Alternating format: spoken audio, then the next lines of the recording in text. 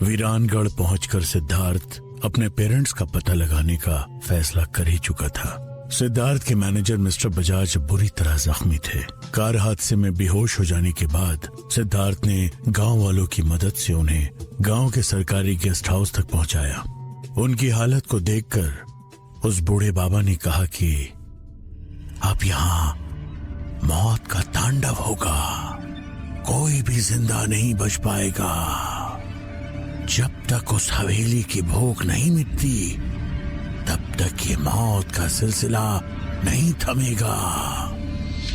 सिद्धार्थ जैसे नए जमाने के मॉडर्न और रेशनल थिंकिंग वाले शख्स के लिए इन सब बातों पर यकीन कर पाना बहुत मुश्किल था, लेकिन वो यकीन कैसे नहीं करता।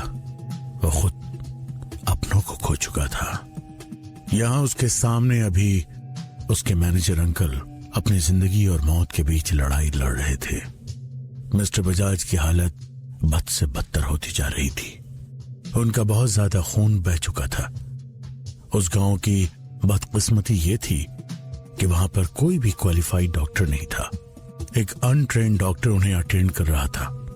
वैसे भी उस भूता हमले का इलाज भला कोई डॉक्टर कर भी कैसे सकता है। इस बीच मिस्टर बजाज की बेटी गौरी ने अपने डैडी को उनके मोबाइल पर कॉल किया। उनके मोबाइल पर गौरी का number my daughter name display कर रहा था। जब बार बार कॉल आने लगा तो सिद्धार्थ ने ही उस कॉल को रिसीव कर लिया। मिस्टर बजाज की बेटी गौरी और सिद्धार्थ दोनों एक दूसरे को बचपन से जानते थे। वो दोनों बचपन में साथ साथ खेलकर बड़े हुए थे, लेकिन सिद्धार्थ अपने स्टडीज के लिए विदेश चले जाने के कारण गौरी से काफी सालों से कांटेक्ट में नहीं था। जब सिद्धार्थ ने फोन उठाया तो उसे समझ नहीं आ रहा था कि वो मिस्टर बजाज की बेटी से क्या बात करे। हेलो डैडी, गौरी ने कहा। हेलो, मैं सिद्धार्थ भारद्वाज बोल रहा हूँ। आई एम सॉरी, मुझे मिस्टर बजाज का फोन नहीं उठाना चाहिए था, लेकिन बात ही कुछ ऐसी थी। सिद्धार्थ ने कहा। सिद्धार्थ, आप? पर मेरे डैडी कहाँ हैं और उनका फोन आपके पास क्यों? गौरी ने हैरान होते हुए पूछा। वो एक्चुअली बात कुछ सीरियस है। मुझे समझ नहीं आ रहा कि मैं आपसे क्या कहूँ।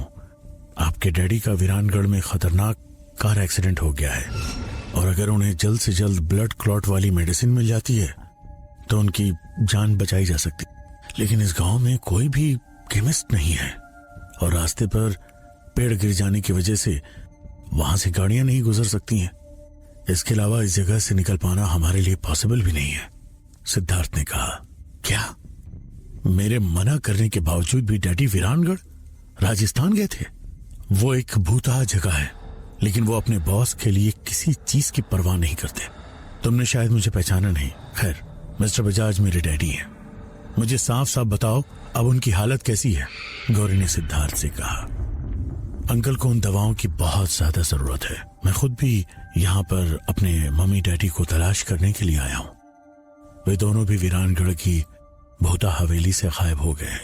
अभी मैं तुम्हें बस इतना ही बता सकता हूँ। सॉरी, मुझे कॉल डिस्कनेक्ट करना पड़ेगा, सिद्धार्थ ने गौरी से कहा। सिद्धार्थ ने फोन रखा।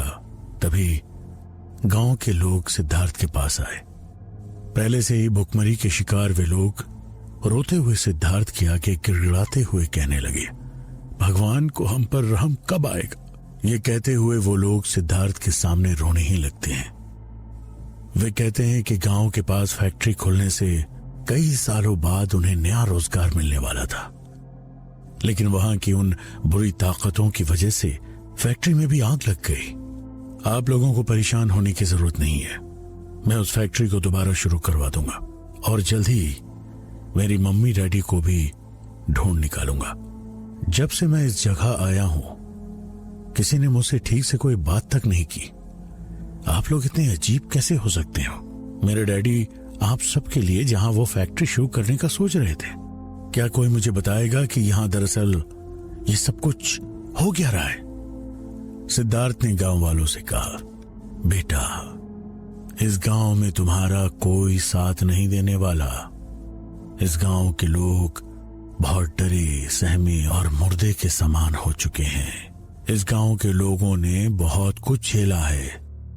यहाँ हर वक्त लोग मौत के साए में जीने को मजबूर हैं। गांव वालों के बीच में खड़े बूढ़े बाबा ने कहा। लेकिन बाबा, यहां पर कोई भी खुलकर कुछ भी नहीं कहता। सिद्धार्थ ने पूछा। मैंने तुम्हारे पिता को भी लाख समझाया था कि वह यहां आ तो गए हैं, लेकिन उन्हें उस हवेली के बारे में सोचना बंद कर देना चाहिए। लेकिन उन पर तो नए जमाने की सोच हावी थी। इस जगह के नियमों को तोड़कर उन्होंने तबाही को न्योता दिया है। बूढ़े बाबा ने कहा।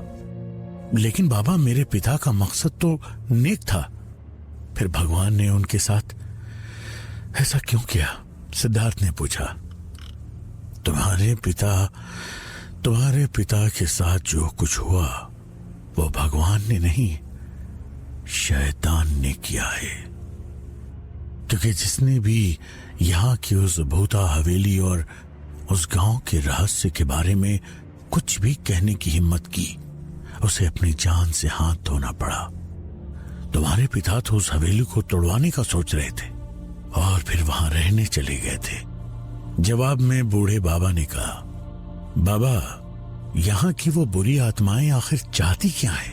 क्या मेरे माता पिता को ढूंढने का कोई उपाय नहीं है? क्या यहाँ लोग ऐसे ही मरते रहेंगे? यह अभिशाप कब खत्म होगा? सिद्धार्थ ने पूछा।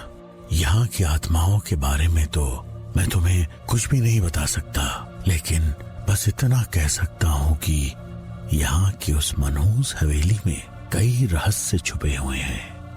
अगर कोई उन रहस्यों को समझ लेगा और उन्हें सुलझा लेगा तो हो सकता है ये अभिशाप खत्म हो जाए। बूढ़े बाबा ने सिद्धार्थ को बताया। सिद्धार्थ ने फैसला किया कि चाहे जो भी हो वो उस हवेली में जरूर जाएगा। अपनी जान पर खेलकर अपने मम्मी डैडी का पता लगाएगा। बाबा, मैं इस काम के लिए तैयार हूं, सिद्धार्थ ने कहा। अगर ऐसा है तो ठीक है बेटा, मैं भी तुम्हारे साथ वहां चलूंगा। मुझे मौत का बिल्कुल डर नहीं है। मैं भी उन आत्माओं का सताया हूं, बूढ़े बाबा ने सिद्धार्थ से कहा। जब सिद्धार्थ ने उस भयानक हवेली को देखा तो उसके भी दिल में खौफ घर करने लगा। उस हवेली का सन्नाटा और मनहूसियत भरा माहौल सिद्धार्थ ने अपनी जिंदगी में कभी नहीं देखा था। हवेली में दोबारा से सब तरफ घास और झाड़ियां उग चुकी थी। जमीन पर पेड़ों के अनगिनत सूखे हुए पत्ते बिखरे पड़े थे। वह हवेली अब एक फिर से मकड़ी के जालों से ढक चुकी थी। उसे देखकर कोई नहीं कह सकता था कि उसकी अभी अभी कुछ दिन पहले ही उसकी सफाई करवाई गई थी। हवेली के बाहर लगे पुतले बहुत अजीब और डरावने थे। ऐसा लग रहा था वो बेजान नहीं है। उनके हाथों में तलवारें थी। सिद्धार्थ को ऐसा लग रहा था जैसे वो उसे घूर कर देख रहे थे और कभी भी उस पर हमला कर सकते थे। कुछ पुतले टूटे हुए भी थे और उनकी जंग लगी हुई तलवारें जमीन पर पड़ी हुई थी। जैसे तैसे चैनल गेट खोलकर अंदर पहुंचे सिद्धार्थ की नजर हवेली के उस बड़े से बंद दरवाजे पर पड़ी। उस दरवाजे पर बहुत शानदार नक्काशी की गई थी, लेकिन धूल के कारण कुछ भी साफ साफ दिखाई नहीं दे रहा था। हवेली के सारे दूसरे दरवाजे भी बंद दिखाई दे रहे थे। जब तक इस हवेली के सारे दरवाजे नहीं खुल जाते तुम अपने मकसद में कामयाब नहीं हो सकते हो, और शायद ऐसा होने के बाद ही गांव वालों को इस अभिशाप से मुक्ति मिल सकती है। सिद्धार्थ के साथ वहां आए उस बूढ़े बाबा ने कहा, बाबा, हवेली के अंदर जाने के लिए उन दरवाजों को खोलने का उपाय तो मैं जरूर ढूंढ ही निकालूंगा। सिद्धार्थ ने बूढ़े बाबा से कहा। बूढ़े बाबा ने सिद्धार्थ को एक और बात बताई थी कि उसे इस काम को रात होने से पहले ही करना होगा। रात के अंधेरे में वे बुरी शक्तियां बहुत घातक हो जाया करती थी। सिद्धार्थ ने बारीकी से चारों तरफ से हवेली का मुआयना करना शुरू कर दिया। चैनल गेट के पास हल्दी कुमकुम लगे हुए सूखे नींबू पड़े हुए थे और अजीब सा छोटे छोटे पुतले चैनल गेट पर लगे हुए थे। उनमें कुछ कीले गड़े हुए थे। उस हवेली की बनावट बहुत शानदार लेकिन अजीब थी। पीछे की तरफ जानवरों की कुछ हड्डियां पड़ी हुई थी। कहीं कहीं सूखे खून के धब्बे दिखाई दे रहे थे। हवेली के सबसे बड़े दरवाजे पर गौर से देखने के बाद उसे यह महसूस हुआ कि उस दरवाजे पर कुछ लिखा हुआ था, लेकिन यहां पर ये अक्षर कैसे आ गए? ये यहां किसने लिखा होगा? इनका क्या मतलब हो सकता है? सिद्धार्थ उन अक्षरों को देखकर हैरान हो गया। उसने एक पत्थर उठाकर उन अक्षरों को ठीक से कुरेदना शुरू कर दिया।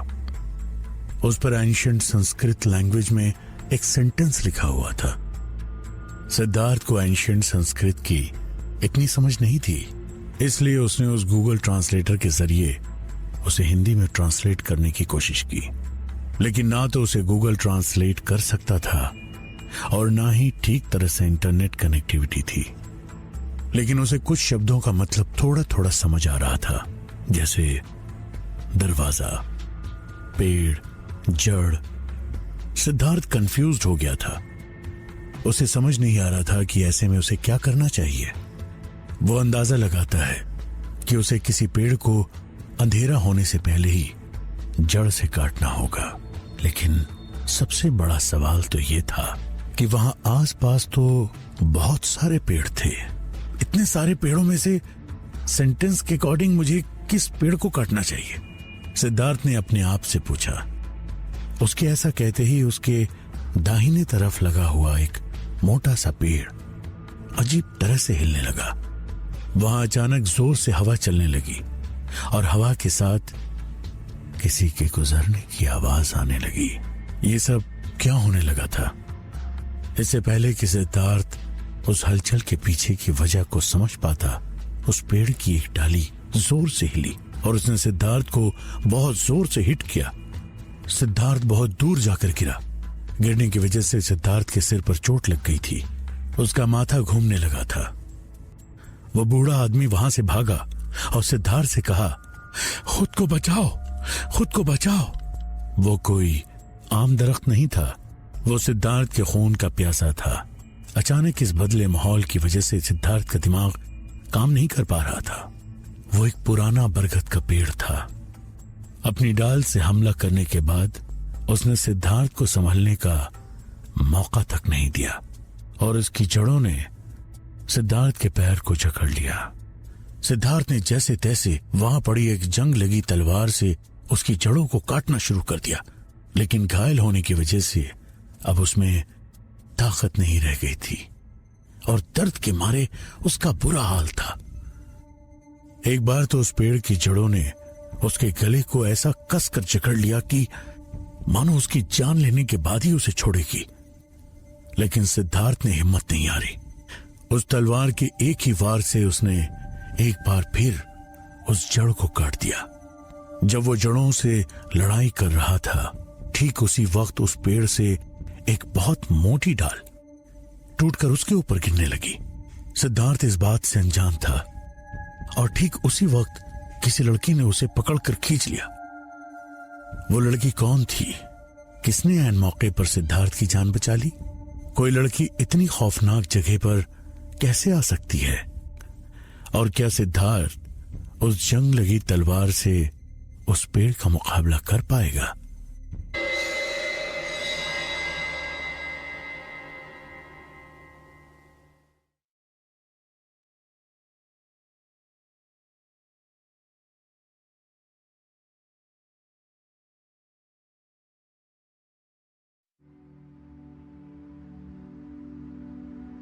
सिद्धार्थ ने जब अपनी मदद करने वाली उस लड़की को देखा तो वो बस उसे देखता ही रह गया। एक रेंजर की कॉस्ट्यूम में वो लड़की गजब की लग रही थी।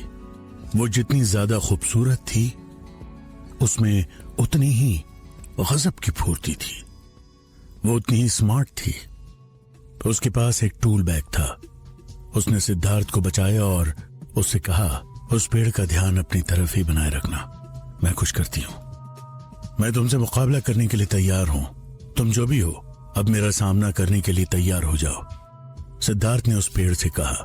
और तभी उस लड़की ने टूल बैग से एक बोतल निकाली और उसमें से पेट्रोल उस पेड़ की जड़ पर छिड़क दिया। इसके बाद उसने बिना देर किए माचिस निकालकर उस पेड़ में आग लगा दी।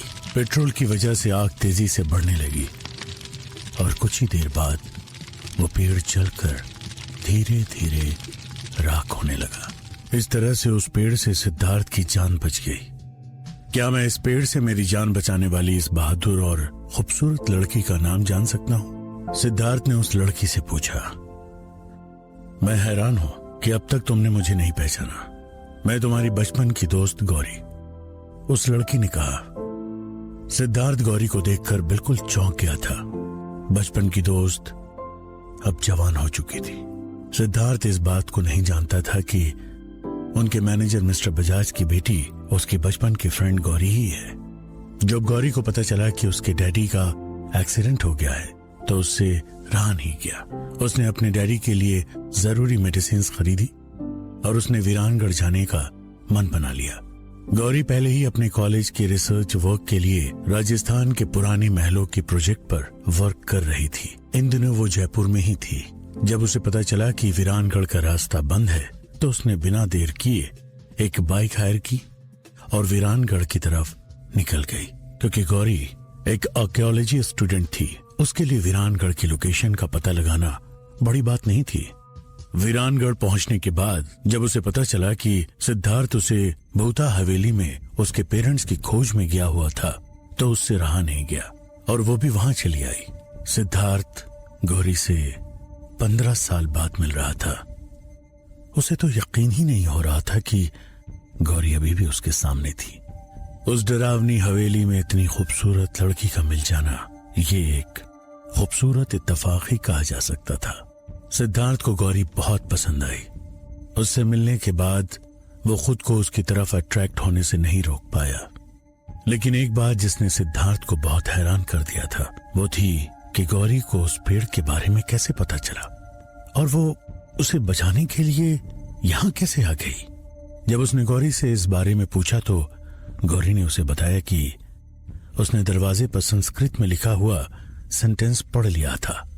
गौरी से आगे बात करने पर सिद्धार्थ को पता चला कि वो देश के सबसे बड़े आर्कियोलॉजी कॉलेज से आर्कियोलॉजी की पढ़ाई कर रही थी। यही कारण था कि उसे एंशिएंट संस्कृत की इतनी बढ़िया जानकारी थी कि उसने दरवाजे पर लिखी चीजों को इतनी जल्दी समझ लिया। गौरी ने सिद्धार्थ से कहा कि वो उसके उस हवेली में गायब हुए पेरेंट्स को ढूंढने में उसकी मदद करना चाहती थी। गौरी, तुम मेरी दोस्त होने के नाते मेरी मदद करना चाहती हो, ये तो बिल्कुल सही है, लेकिन ये जगह बेहद खतरनाक है।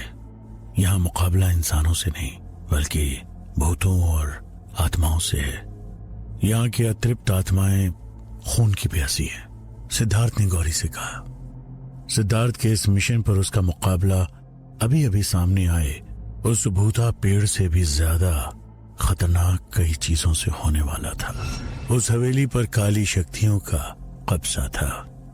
चाहे जो हो, मैं हर हाल में तुम्हारा साथ देने के लिए तैयार हूँ। आफ्टर ऑल मैं एक आर्कियोलॉजिस्ट हूँ और इस भूता हवेली के तमाम रहस्यों को मैं भी जानना चाहती हूँ। जवाब में गौरी ने सिद्धार्थ से कहा। उस मोटे पेड़ के जल जाने के बाद हवेली के पहले बड़े दरवाजे की पहेली सुलझ चुकी थी। इसके बाद धक्का देने पर वो दरवाजा खुल गया। उस पुराने दरवाजे के खुलने पर एक अजीब सी डरावनी आवाज थी। गौरी और सिद्धार्थ के साथ उस बूढ़े बाबा ने भी उस हवेली के अंदर कदम रखा। हवेली के बारे में एक सच ये भी था कि वहां दिन के वक्त गए लोगों की जान तो नहीं गई थी, लेकिन या तो वो लोग पागल हो चुके थे या मौत से बदतर जिंदगी जी रहे थे। सिद्धार्थ और गौरी दोनों को ही इस बात की परवाह नहीं थी क्योंकि वो लोग इस बात से अनजान थे, लेकिन ये सच्चाई वो बूढ़ा बाबा जानता था। जैसे ही वे लोग अंदर पहुंचे उन्होंने देखा कि उस हवेली में बहुत सारे दरवाजे हैं और वो भी सभी बंद पड़े हैं। वह हवेली अंदर से किसी महल की तरह जगमगा रही थी। अंदर से सब कुछ बिल्कुल साफ सुथरा और खूबसूरत दिखाई दे रहा था। अंदर बहुत ज्यादा सन्नाटा था। यह सब देखकर उन तीनों की हैरानी का ठिकाना नहीं था। उन्हें महसूस हुआ कि शायद हर एक दरवाजे के खुलने के बाद अंदर का नजारा ऐसे ही खूबसूरत नजारे में तब्दील हो जाता होगा। लेकिन उन्होंने महसूस किया कि उस वक्त वो अंदर की खामोशी बहुत अजीब थी। वे तीनों अपने दिल की धड़कन को भी सुन सकते थे। ऐसा कैसे हो सकता है? जिस हवेली के बाहर इतना ज्यादा मनहूसियत हो, वो अंदर से इतनी शांति और सुंदर कैसे हो सकती है? गौरी ने कहा। गौरी के ऐसा कहते ही उसकी आवाज वहां जोर जोर से गूंजने लगी। हवेली में लगे तमाम शीशे जोरदार आवाज के साथ टूटने लगे। खुद को बचाओ, नीचे बैठ जाओ, सिद्धार्थ ने चिल्लाकर कहा। कोई नहीं बचेगा, तुम सब मरोगे। ये कहते हुए एक औरत की आवाज वहां गूंजने लगी। ये कैसी आवाज है सिद्धार्थ? अब हमारा क्या होगा? गौरी ने सहमी हुई आवाज में सिद्धार्थ से कहा। गौरी, मैंने तुम्हें पहले ही बताया था कि यहां पर बहुत खतरा है। सिद्धार्थ ने कहा। डरो मत, हमारे डरने से इन काली ताकतों को बढ़ावा मिलता है, उस बूढ़े बाबा ने कहा। इसके बाद वहां पर जोर जोर से किसी औरत की हंसने की आवाजें सुनाई देने लगी। तभी उस बूढ़े बाबा ने उसके कुर्ते में से कुछ सरसों के दाने निकालकर कुछ मंत्र पढ़ने के बाद उन्हें वहां आसपास फेंक दिया। उनके ऐसा करते ही सब कुछ दोबारा वापस शांत हो गया। इसके बाद उनकी नजर ठीक सामने वाले दरवाजे पर पड़ी। उस दरवाजे पर हल्दी कुमकुम के बने पंजों के निशान दिखाई दे रहे थे। पहले ही की तरह इस दरवाजे पर भी कुछ लिखा हुआ था, जो कि अभी साफ नहीं दिख रहा था। वे लोग उस दरवाजे की तरफ बढ़ने लगे। दरवाजे के पास पहुंचने के बाद गौरी ने अपने टूल बैग में से एक ब्रश और एक लिक्विड निकाला। उस लिक्विड को छिड़कने के बाद उसने उस ब्रश से दरवाजे को साफ करना शुरू किया। गौरी के उस दरवाजे को छूते ही वो दरवाजा जोर जोर से हिलने लगा। ऐसा लगने लगा जैसे उस दरवाजे को पीछे से कोई जोर जोर से ठोक रहा हो। उसके पीछे से एक दर्द भरी चीख सुनाई दी और दरवाजे के पीछे से खून निकलता हुआ दिखाई देने लगा। इसे देखकर उन तीनों ने डर कर अपने कदम पीछे हटा लिए। इसके बाद जब वहां कुछ देर कुछ भी नहीं हुआ तो हिम्मत करके वो तीनों दोबारा आगे बढ़े। गौरी ने जब उस दरवाजे को साफ किया तो उन्हें वहां दोबारा संस्कृत भाषा में लिखे हुए कुछ शब्द दिखाई दिए। वहां पर लिखे उस सेंटेंस को उसने सिद्धार्थ और बूढ़े बाबा को समझाना शुरू किया। दरवाजे के ऊपर की पेंटिंग अभी है अधूरी, तोड़कर मिट्टी, जलाकर छत, कर दो उसको पूरी। ये कैसी अजीब पहेली है। कोई भला मिट्टी को कैसे तोड़ सकता है? दरवाजा भी कांप ही रहा था। उस पर लटका ताला जोर जोर से बज रहा था। जैसे ही उसे पढ़ने के बाद गौरी ने ऊपर की तरफ देखा, एक बड़ी सी पेंटिंग ऊपर से उसके सर पर गिरी। लेकिन खुशकिस्मती से वो गौरी के सर पर ना गिर के गौरी के पैरों पर गिरी। वो एक पतले काले पत्थर पर बनी हुई पेंटिंग, जिस पर लड़की की खूबसूरत फ्रेम लगी हुई थी। ओह गॉड, बहुत दर्द हो रहा है। कोई जल्दी से इसे मेरे पैर से हटाओ, दर्द से कराहते हुए गौरी ने कहा। गौरी, मैंने पहले ही बोला था, लेकिन तुमने मेरी एक नहीं सुनी, सिद्धार्थ ने उस पेंटिंग को हटाते हुए कहा।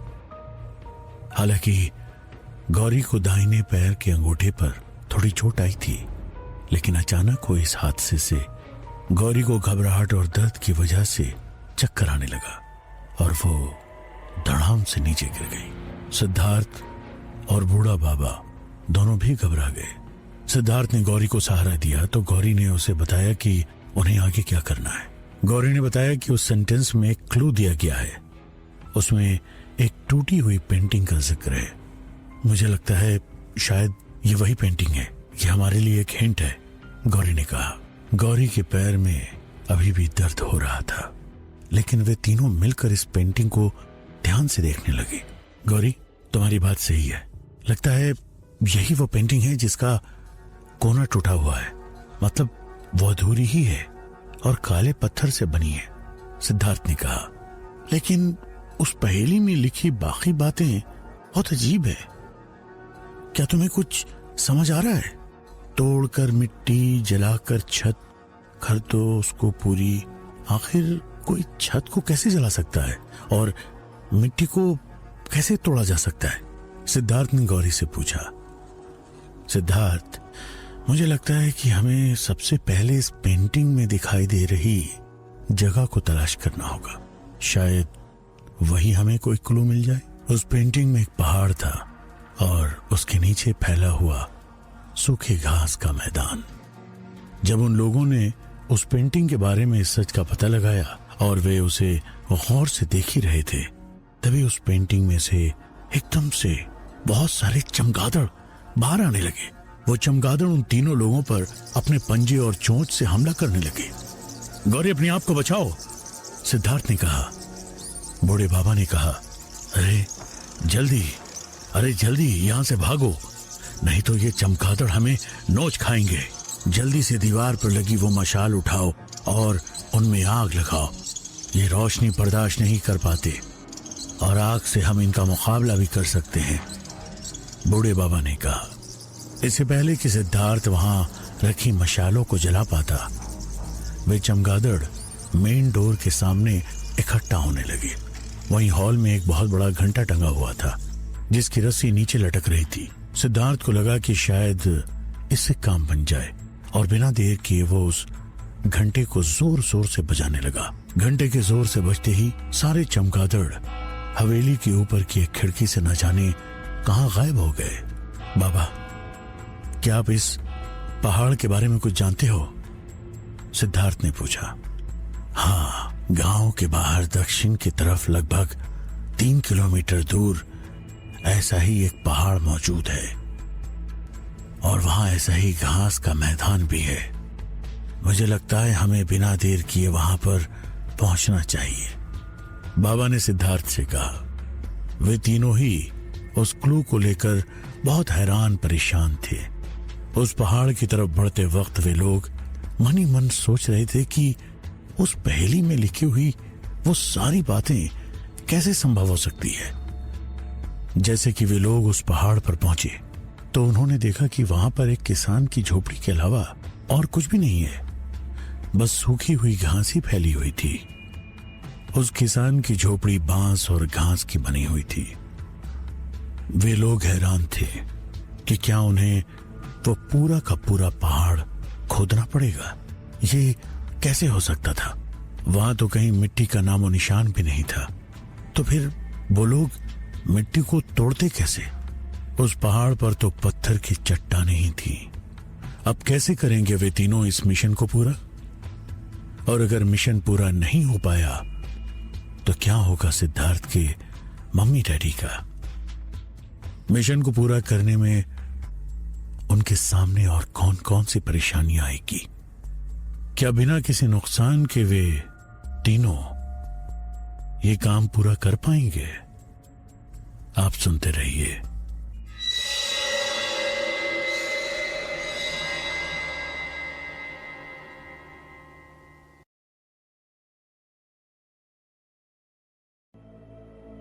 उस कमरे को अंदर से देखते ही उन सब वे तीनों रात होने से पहले उस पहाड़ पर पहुंच गए थे, लेकिन उन्हें कुछ समझ नहीं आ रहा था। वे क्लूलेस थे। जब कुछ समझ नहीं आया तो वे लोग वहां बनी झोपड़ी के पास जाने लगे। तुम दोनों इन बातों को बहुत अच्छे से समझ लो कि यहां पर कदम कदम पर खतरा है। रात होने को है, बुरी शक्तियां और भी बलवान हो जाएंगी। वीरानगढ़ में अपने राज कभी किसी से नहीं कहना। यहाँ काली शक्तियां कभी इंसान बनकर तो कभी पक्षी या जानवर का रूप बदलकर हमारे इर्द गिर्द मंडराती रहती हैं। पहले भी लोगों के साथ यहाँ ऐसे कई खतरनाक हादसे हो चुके हैं। रात का सन्नाटा इनके लिए वरदान होता है। और सबसे ज्यादा अजीब बात तो ये है कि इनका ज्यादातर शरीर वही शख्स होता है जो या तो इनके बारे में हमेशा सोचते रहता है या जिसे इनसे डर लगता है। उस बूढ़े बाबा ने सिद्धार्थ और गौरी से कहा, लगता है उस झोपड़ी में कोई रहता है, वहां रोशनी है।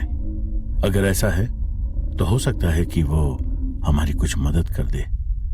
गौरी ने कहा, एक और बात गांठ बांध लो, किसी भी अनजान चीज को मुझसे पूछे बिना हाथ नहीं लगाना, और चाहे जो हो, जब तक मैं इशारा ना करूं किसी का भी दिया हुआ कुछ मत खाना।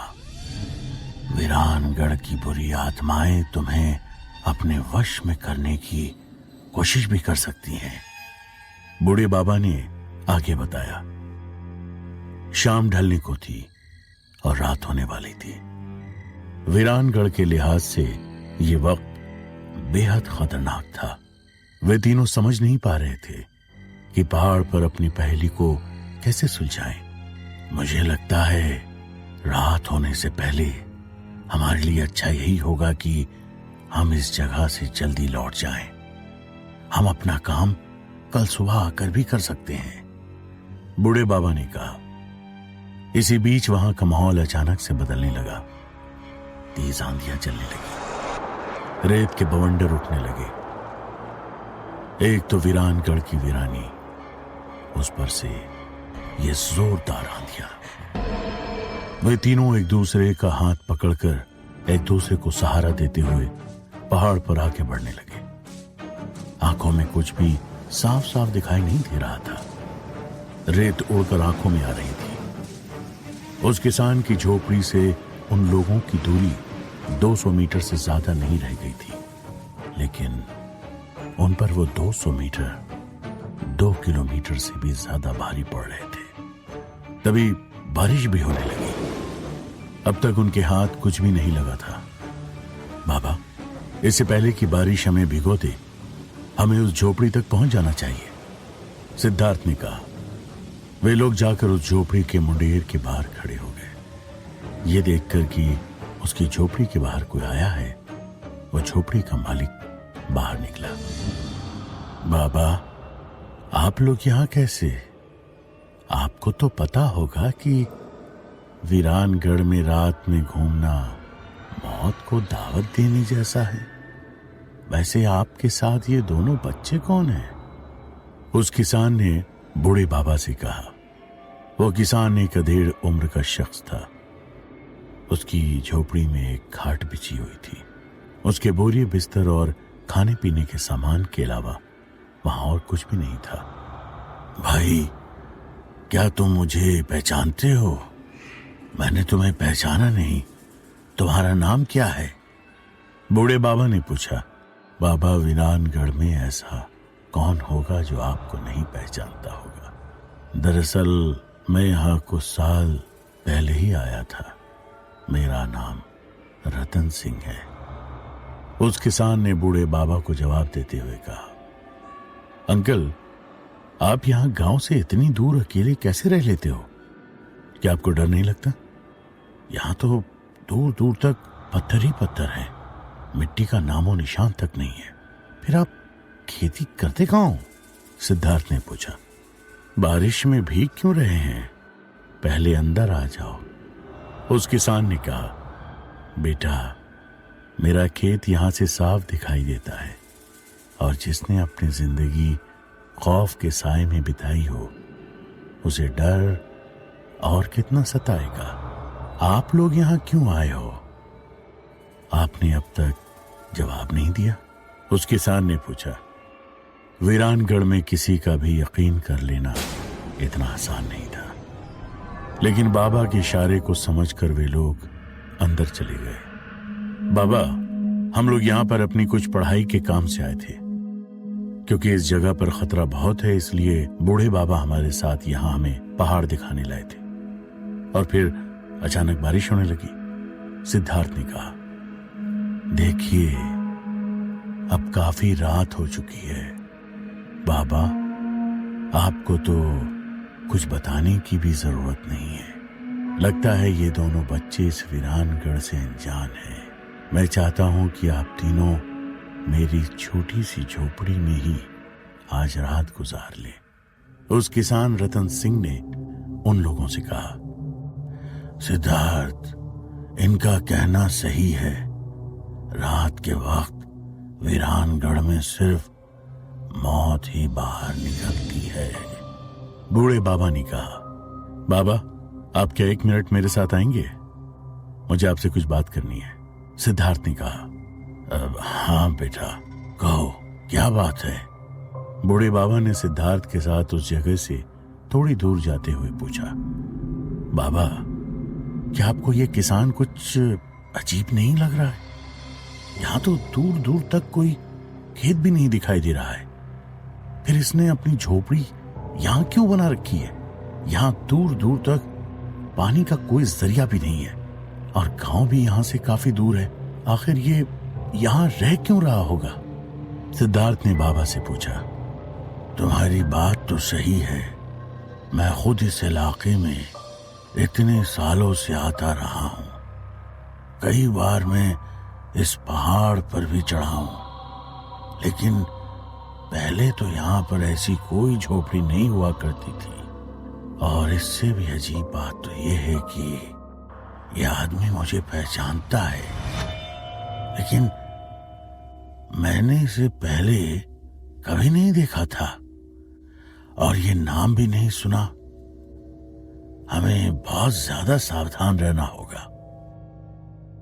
बूढ़े बाबा ने उस किसान पर शक जताते हुए कहा। जब सिद्धार्थ और बूढ़े बाबा दोनों गौरी और उस किसान से दूर हटकर बात कर रहे थे, उस दौरान वो किसान गौरी से बातें कर रहा था। बेटी, तुम दोनों को पहले तो यहाँ कभी नहीं देखा, फिर बूढ़े बाबा के साथ तुम लोग इस वक्त यहाँ इस पहाड़ पर क्यों भटक रहे हो? उस किसान ने गौरी से पूछा। गौरी बस जवाब देने ही वाली थी कि उसे बूढ़े बाबा की बताई गई बात याद आ गई कि उन्हें पहले अपने राज किसी को नहीं बताने हैं। कुछ नहीं अंकल, हम दोनों तो कॉलेज स्टूडेंट हैं, बस यहाँ पर सैर सपाटे के लिए आए थे, तो मन में ख्याल आया तो पूछ लिया। गौरी ने उस आदमी को चालाकी से जवाब दिया, लेकिन क्या आप लोगों को नहीं लगता कि घूमने फिरने के लिए ये अच्छी जगह नहीं है? लोग कहते हैं कि ये वीरानगढ़ एक मनहूस जगह है, यहाँ भूत प्रेत रहते हैं। रतन सिंह ने कहा, नहीं, ऐसा नहीं है कि हमें इस बारे में कुछ पता नहीं, लेकिन हम लोग नए जमाने के लोग हैं, हम इन सारी चीजों पर इतना ज्यादा मानते नहीं हैं। गौरी ने जवाब में कहा, लेकिन तुम्हें सब चीजों को मानना चाहिए। अगर संसार में भगवान है तो शैतान भी है, अच्छी शक्तियां हैं तो बुरी ताकतें भी हैं। क्या तुम लोगों को डर नहीं लगता? ये वीरानगढ़ का अंधेरा ना जाने कितने लोगों की जिंदगी निगल चुका है। उस आदमी ने गौरी से कहा, हाँ, ये सब कुछ सही भी हो सकता है, पर हमें डर नहीं लगता। गौरी ने अपने चेहरे पर एक झूठी मुस्कुराहट लाते हुए जवाब दिया। गौरी को उस किसान का बर्ताव कुछ अजीब लग रहा था और उसकी आंखों का रंग बहुत अजीब था। उसके चेहरे पर बहुत सारे गड्ढे थे। उसकी आवाज बहुत हार्श थी। उस झोपड़ी में हिरण के सिंग और कुछ जानवरों की स्किन लटकी हुई थी। वहां बिजली नहीं थी और 2 लालटेन लटके हुए थे। गौरी मन ही मन सोच रही थी, ये इंसान नहीं लगता है, ये पक्का कोई भूत है। सिद्धार्थ, मुझे लगता है कि हमें जल्दी वापस उस झोपड़ी में चलना चाहिए। गौरी वहां पर उस आदमी के साथ अकेली है। बूढ़े बाबा ने कहा। जिस वक्त वे दोनों वहां पर पहुंचे, उन्होंने देखा कि वह किसान गौरी को अपनी बातों में लगाकर उससे उनके वहां आने का राज उगलवाना चाह रहा था। चलो बच्चों, अब तुम लोग बूढ़े बाबा के साथ यहाँ पर आए हो और जब रात यहीं गुजारने वाले हो तो मैं तुम्हारे लिए कुछ खाने का इंतजाम कर देता हूँ। उस किसान ने कहा, लेकिन हमें तो भूख नहीं लगी है, बस रात भर यहाँ रुक जाएं, फिर सुबह होते ही हम लोग निकल जाएंगे। गौरी ने थोड़ा घबराते हुए कहा, ये भी ठीक है बेटा, आप बड़े लोग हो और मेरे जैसे गरीब किसान के यहाँ पर भला कुछ क्यों खाने लगे? उस किसान ने उदास होते हुए कहा। बूढ़े बाबा उस जगह के जानकार थे। उन्हें पता था कि कब, कहां और कैसे किसके साथ बर्ताव करना है। नहीं नहीं भाई, ऐसी बात नहीं है, हमें सचमुच ज्यादा भूख नहीं है, बूढ़े बाबा ने कहा। ज्यादा नहीं तो थोड़ा ही खा लेना, रतन सिंह ने कहा। चलो ठीक है, जाओ भाई, जो है पका कर ले आओ, हम मिल बैठकर खा लेंगे, बूढ़े बाबा ने उस किसान से कहा। जब वो किसान खाना पकाने के लिए अंदर गया तो बूढ़े बाबा ने गौरी और सिद्धार्थ को कहा कि वे थाली में परोसा हुआ पूरा खाना ना खाए, थोड़ा खाना थाली में ही छोड़ दे, जिससे उन पर काली शक्तियों का असर नहीं हो पाएगा। किसान रतन सिंह ने उन तीनों को खाना परोसा और खुद भी खाने लगा। उसे खाना खाते देख बाबा को उसके भूत होने पर यकीन होने लगा। बाबा ने धीरे से अपने कुर्ते से सरसों के दाने निकाले और उस झोपड़ी में इधर उधर फेंक दिए। रतन सिंह ने आगे कहा, ये लीजिए, आप लोगों का बिस्तर और एक दूसरी खाट भी भीतर है, आप उसे भी ले लीजिए, मैं आज नीचे ही सो जाऊंगा।